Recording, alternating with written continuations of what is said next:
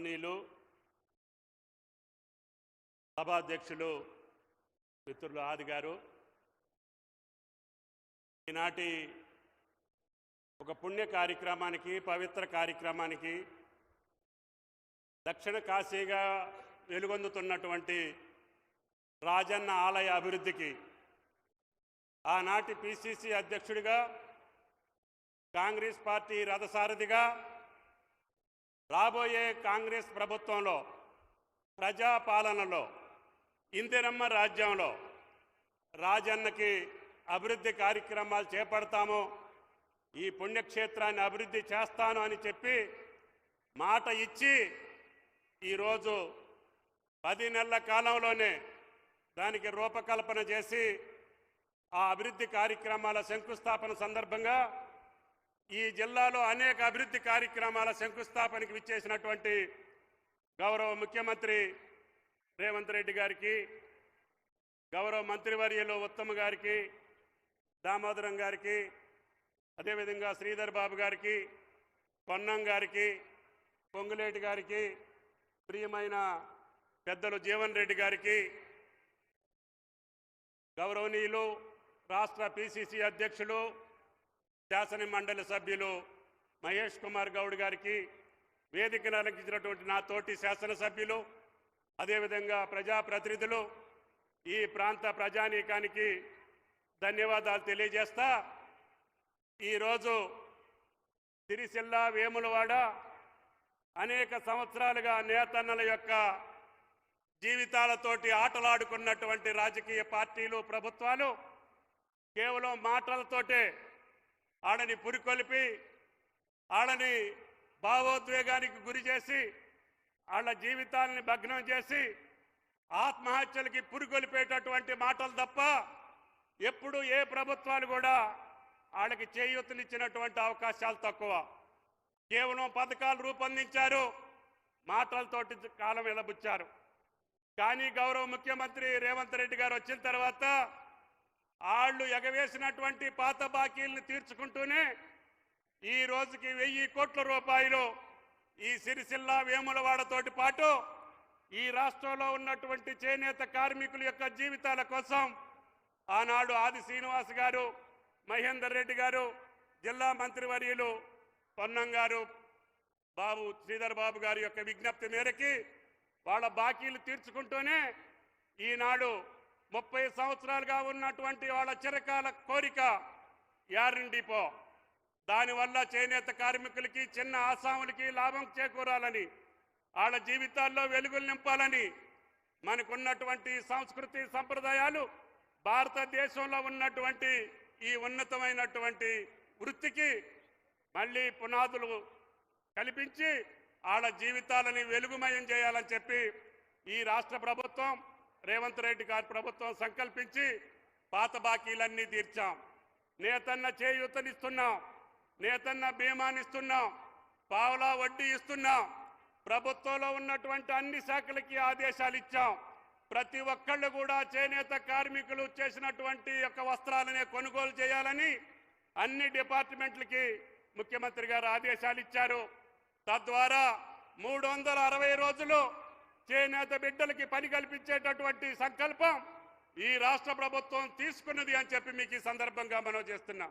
అందుకని భవిష్యత్తులో నాకు పని లేదు అనేటటువంటి భావన లేకుండా మీ బిడ్డలు సుఖశాంతులతో ఉండటం కోసం ముఖ్యమంత్రి గారి యొక్క చొరవతోటి IIHTని కూడా శాంక్షన్ చేసుకొచ్చాం.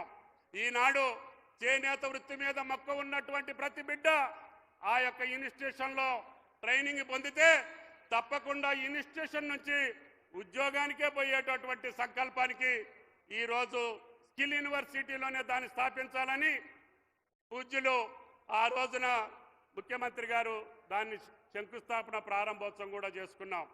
భవిష్యత్తులో చేనేతకు సంబంధించినటువంటి ఏ సమస్య వచ్చినా మీరు ఎన్నుకున్నటువంటి ప్రభుత్వం, మీరు కోరుకున్నటువంటి ప్రభుత్వం, మీరు కావాలనుకున్నటువంటి ప్రజారాజ్యంలో తప్పకుండా ఎన్ని ఇబ్బందులు వచ్చినా, ఆర్థిక పరమైనటువంటి సమస్యలున్నా మీ సమస్యలకు ఎట్టి లోటు లేకుండా మీ శాసనసభ్యులు, మీ ప్రజాప్రతినిధులు, మీ మంత్రులు చెప్పినటువంటి కోరికలన్నీ తీర్చే బాధ్యత రేవంత్ రెడ్డి గారి ప్రభుత్వం తీసుకున్నది అని చెప్పి నేతన్నలకు విజ్ఞప్తి చేస్తున్నాం. అదేవిధంగా రైతన్నలకు కూడా ఈ ప్రభుత్వం పెద్దపీట వేసింది. ఏనాడు లేనటువంటి విధంగా సుమారు 70 లక్షల మంది రైతులు పండించేటటువంటి పంటకి ఈనాడు ఆ రాజన్న దయ వల్ల, భగవంతుడి దయ వల్ల భారతదేశంలో అత్యధికమైనటువంటి వరి పంట దిగుబడి ఇచ్చినటువంటి ఏకైక రాష్ట్రం తెలంగాణ రాష్ట్రం అని చెప్పి మీకు ఈ సందర్భంగా మనం చేస్తున్నాం. 1,53,00,000 టన్నులు మెట్రిక్ టన్నులు ఈనాడు వరి ఉత్పత్తి చేసినటువంటి తెలంగాణ రైతాంగానికి చేతులెత్తి నమస్కరిస్తున్నాం. వారి కష్టానికి తగ్గట్టుగా 30,000 కోట్ల రూపాయలు రుణమాఫీ చేస్తామని మాటిచ్చాం. 18,000 కోట్లు ఇప్పటికే వారి ఖాతాలో జమ చేశాం. మిగతాది జమ చేయడానికి ప్రభుత్వం సిద్ధంగా ఉన్నది. త్వరలోనే దానికి సంబంధించినటువంటి తారీఖులు కూడా మీకు ప్రకటిస్తామని చెప్పి కూడా విజ్ఞప్తి చేస్తున్నాం. అంతేకాకుండా ఈ దేశంలో ప్రపంచంలో డిమాండ్ ఉన్నటువంటి సన్నధాన్యాన్ని పండించాలని చెప్పి ముఖ్యమంత్రి గారు ఇచ్చినటువంటి పిలుపు మేరకి ఈనాడు సన్నధాన్యం 60% సన్నధాన్యం పెంచారు. గతంలో 20% పండించేటటువంటి రైతులు 500 బోనస్ వస్తుందని చెప్పి దాన్ని మనం పండించడం మూలాన ఈరోజు ఇతర రాష్ట్రాలు, ఇతర దేశాలు కూడా తెలంగాణ బియ్యం కోసం ఎగబడుతున్నారంటే అది కాంగ్రెస్ ప్రభుత్వం యొక్క కృషి, రేవంత్ రెడ్డి గారి యొక్క సంకల్పం, ప్రజారాజ్యం యొక్క విధి అని చెప్పి మీకు ఈ సందర్భంగా మనం చేస్తున్నాం. కాబట్టి తప్పకుండా రాజకీయ పార్టీలు పాలించి ఓడించినటువంటి పార్టీలు కొన్ని చెప్తున్నాయి, అధికారంలోకి రావాలనుకున్నటువంటి పార్టీలు కొన్ని అబద్ధాలు చెప్పడానికి ప్రయత్నం చేస్తున్నాయి. ఏది చెప్పినా స్థిర సంకల్పంతో ఉన్నటువంటి కాంగ్రెస్ పార్టీ ప్రభుత్వం తప్పకుండా నేతన్నలకి, రైతన్నలకి న్యాయం చేయటం కోసమే ఈ ప్రభుత్వంలో మేము పనిచేస్తాం తప్ప తల దించే పని రాదు అని చెప్పి మీకు ఈ సందర్భంగా మనం చేస్తున్నాం. ఎవళ్ళు మిమ్మల్ని ప్రలోభ పెట్టాలనో, లేదు మాయ మాటలతో ఇంకా మిమ్మల్ని భాగోద్వేగానికి గురి చేయాలనో, రైతన్నలకో నేతన్నలకో వాళ్ళ రాజకీయ పబ్బం గడుపుకోవటానికి మాటలు చెప్తే వాటిని మీరు తిప్పికొట్టాల్సినటువంటి అవసరం ఉంది. మీకోసం పనిచేసినటువంటి ప్రజా పాలనని, కాంగ్రెస్ ప్రభుత్వాన్ని, రేవంత్ రెడ్డి గారిని ఆశీర్వదించమని చెప్పి మిమ్మల్ని అందరినీ కోరుకుంటూ సెలవు. Thank you.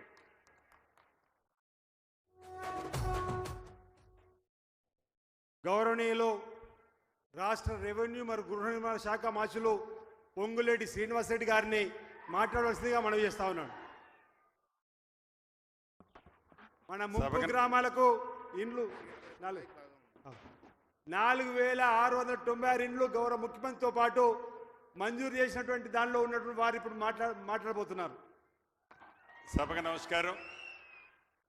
ఈరోజు ఈ కార్యక్రమానికి ముఖ్య అతిథిగా విచ్చేసిన గౌరవ ముఖ్యమంత్రి వర్యులు, మనందరి అభిమాన నాయకులు పెద్దలు రేవంత్ రెడ్డి గారికి, వేదిక మీద ఉన్న సహచర మంత్రులు, అదే రకంగా ఎమ్మెల్సీ పిసిసి అధ్యక్షులు మహేష్ కుమార్ గౌడన్న, ఎంపీలు, సహచర ఎమ్మెల్యేలు, ఎమ్మెల్సీలు, కార్పొరేషన్ చైర్మన్లు, వివిధ హోదాల్లో ఉన్న ప్రజాప్రతినిధులు, నాయకులు, ముఖ్యంగా నా కుటుంబ సభ్యులైన ఆడబిడ్డలు, అన్నదమ్ములు, మీడియా మిత్రులు అందరికీ మనస్ఫూర్తిగా హృదయపూర్వక నమస్కారం. చాలా సంతోషం. మార్పు కావాలని, అది ఇందిరమ్మ రాజ్యంతోనే సాధ్యమని మనందరి కష్ట ఫలితంగా ఈనాడు మన ఇందిరమ్మ రాజ్యం ఈ రాష్ట్రంలో ఉంది. గౌరవ ముఖ్యమంత్రి రేవంత్ రెడ్డి గారి నాయకత్వంలోని మన ప్రభుత్వం ఎన్నికల ముందు చెప్పిన అన్ని అంశాలతో పాటు చెప్పని అనేక కార్యక్రమాలని, రాష్ట్రంలో ఆర్థికంగా అనేక ఇబ్బందులు ఉన్నప్పటికీ మాటలతో కాకుండా చేతలతో చేస్తూ ప్రజల్ని అన్ని కార్యక్రమాలలో ఆదుకుంటూ భవిష్యత్తులో కూడా ఇందిరమ్మ రాజ్యమే రావాలి అనే విధంగా మీ అందరి దీవెనలతో ఈనాడు ఈ ప్రభుత్వం పనిచేస్తున్న సంగతి మీకు తెలుసు. ఇందాకనే సీనన్న చెప్పినట్లు ఆనాటి ప్రభుత్వం గుడి దగ్గరకు పోయినా, రిజర్వాయర్ దగ్గర పోయినా, ఏ ఊరికి పోయినా నోటికి అద్దు ఆపు లేకుండా ఎన్ని వాగ్దానాలంటే అన్ని వాగ్దానాలు ఆనాటి ముఖ్యమంత్రి చేస్తుండేవాడు. ఉదాహరణకు వేములవాడ గుడే తీసుకోండి, అదే రకంగా భద్రాచలం గుడి తీసుకోండి, అదే రకంగా మిడ్మానేరు రిజర్వాయర్ దగ్గర కూడా మీకు ఎంతమంది కంటే అంతమందికి నిర్వాసితులకి ఇల్లు ఇస్తానని చెప్పి తొండి చేయి చూపించాడే తప్ప చెప్పిన మాటలు ఏవి కూడా ఆనాటి ముఖ్యమంత్రి కానీ ప్రభుత్వం కానీ చేయల. ఈనాడు మన ప్రభుత్వం ఇందిరమ్మ ప్రభుత్వంలో అది గుళ్ళ విషయంలో కానీ, బళ్ళు విషయంలో కానీ, వ్యవసాయ విషయంలో కానీ, ఆడబిడ్డల విషయంలో కానీ, నిరుద్యోగ తమ్ముళ్ల విషయంలో కానీ, చివరికి మొన్ననే గౌరవ ముఖ్యమంత్రి గారు 10 సంవత్సరాలు రెసిడెన్షియల్ స్కూల్లో చదువుకునే పిల్లలకి డైట్ ఛార్జీలు కానీ, కాస్మెటిక్ ఛార్జీలు కానీ ₹1 పెంచల. అది ఎన్నికల ముందు మనం చెప్పిన వాగ్దానం కాదు. ఎన్నికల్లో చెప్పకపోయినా పేదవాడి కష్టాలు తెలిసిన ఈ ప్రభుత్వం ఇందిరమ్మ రాజ్యంలో తప్పకుండా ఆడుకునే కార్యక్రమాన్ని చేపడుతుంది. ఈ ఇళ్ల విషయానికి వస్తే ఈ రాబోయే కొద్ది రోజుల్లో ప్రతి నియోజకవర్గానికి 3500 ఇళ్లు చొప్పున ఈ రాబోయే 4 సంవత్సరాలలో 20 లక్షల ఇళ్లు, 20 లక్షల ఇళ్లు అంటే సుమారు ₹1,00,000 కోట్ల గౌరవ ముఖ్యమంత్రి రేవంత్ రెడ్డి గారి నాయకత్వంలో ప్రతి ఊళ్ళో ప్రతి పేదవాడికి నీది ఏ పార్టీ అని అడగం, నీది ఏ కులమని అడగం, నీవు ఎవరికి ఓటేస్తామని అనం. పేదవాడైతే చాలు ఇందిరమ్మ రాజ్యంలో ఇందిరమ్మ ఇల్లు ఈ రాబోయే 4 సంవత్సరాలలో 20 లక్షల ఇళ్లు కట్టించి చూపిస్తాం. ఈ మొదటి విడత ఇచ్చే 3500 ఇళ్లు కూడా పేదవాళ్లలో బహుపేదవాళ్లు కట్టుకోండి. ఇది నిరంతరము జరిగే కార్యక్రమం. తప్పకుండా ఇందిరమ్మ రాజ్యం అంటేనే ఇందిరమ్మ ఇల్లు, ఇందిరమ్మ ఇల్లు అంటేనే ఇందిరమ్మ రాజ్యం. ఇందాక గత ప్రభుత్వం చేసిన వాగ్దానాలని ఏదైతే మిడ్మార్ మానేర్లో మునిగిపోయిన నిర్వాసితులకి సుమారు 4600 ఇళ్లు, 4600 ఇళ్లు అంటే దాని విలువ 250 కోట్లు. 250 కోట్లు అంటే భవిష్యత్తులో కూడా ఏదైతే ఆనాటి ఆ ప్రభుత్వం వాగ్దానాలు చేసి వదిలేసిపోతే ఈ ప్రభుత్వం బేసిజాలకు పోకుండా పేదవాడిని ఆదుకునే కార్యక్రమాన్ని చేయబోతుంది.